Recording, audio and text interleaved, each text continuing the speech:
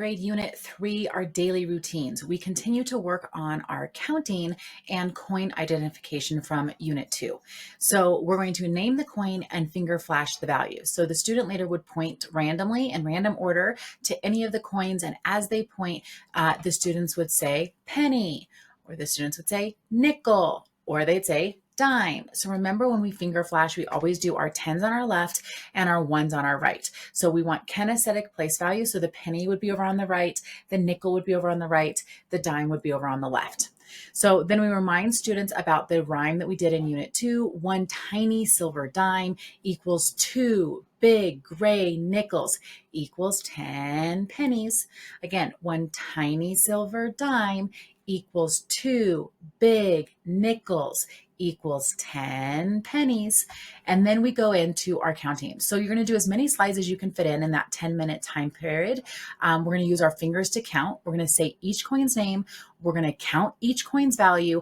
And then we're going to say, so how many cents? And the student leader will write and practice writing that amount of money in cent notation. So say each coin name, and everyone would say dime, dime, dime, nickel, nickel, nickel, nickel, nickel, penny, penny. Now, I have to use my hands to show finger flashing, so I can't also point with my mouse, but your student leader would be pointing. You might even have 2 student leaders, one student leader who's modeling the finger flashing and watching to make sure all the students are doing it, and another student who's actually keeping track and pointing coin by coin. Then they'd say, boys and girls, count each coin's value. And then we would say 10, 20, 30, freeze, get our mouth ready, 35, 40, right? We keep going and then we freeze and then we count up by ones. So we always freeze in between coin changes to remind ourselves to take note. Wait a minute, something's changing. Get your mouth ready. What am I going to count by now? But I always continue to finger flash as I count. As we get that total, the student leader now can write it in cent notation. Now, they can also write it using dollar notation depending on what students are struggling with and how to practice. So it might be one slide they write it in cents, the next slide they write it in money dollar notation. So you'll continue that, but you can see how the coins start changing. We have lots of ones, we have lots of nickels, and you can go back to some of the simpler slides if students are having a hard time counting on that off decade, because we're pretty good at like 10, 20, 30, no problem. We can even usually pick up that 5, but then if we go to pennies and then we have to go back, going back and forth tends to be difficult. So that's what we want to practice, and we are practicing in this daily routine. You will continue to do that for every single lesson. The only thing that starts to change is as we get through to lesson 5, now we add a statement. So it's not just say the coin's name, not just read each coin's value, but what's a story problem to match. So in this case, let's say there's 10, 20, 30, 40, 50, 52 cents. Okay, so the student leader would say, what's a problem that would match? And this would be the only time that we call on an individual, like Sarah. And Sarah might say, John had 2 dimes, he had 6 nickels and 2 pennies. How much money did he have in his pocket?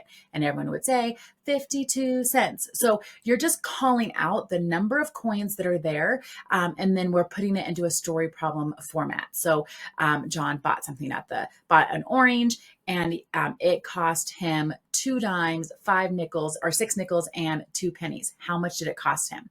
Oh, we all say it. Okay. So one person tells the story, the whole class responds, the student leader responds in the money notation. I hope you're enjoying these videos to help you understand how the daily routines work in the Math Expressions curriculum. I'm Shannon Keebler. I am the creator of the Math Genius Squad, a professional development membership that is a companion to those of you who use Math Expressions as your guide.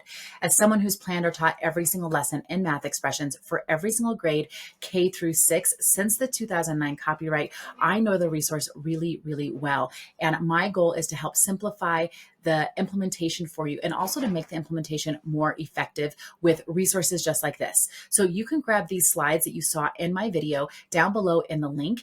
And then if you're wanting slides for every part of your lesson, so for all of the activities, you want resources for small group or for your RTI sessions, or maybe you're looking for more vocabulary supports and language supports, scaffolds, I've created all of it for you inside of the Math Genius Squad. Again, a professional development membership to support teachers just like like you. You can head to the link below or www.empowerlearngrow.com to join today. I can't wait to see you online.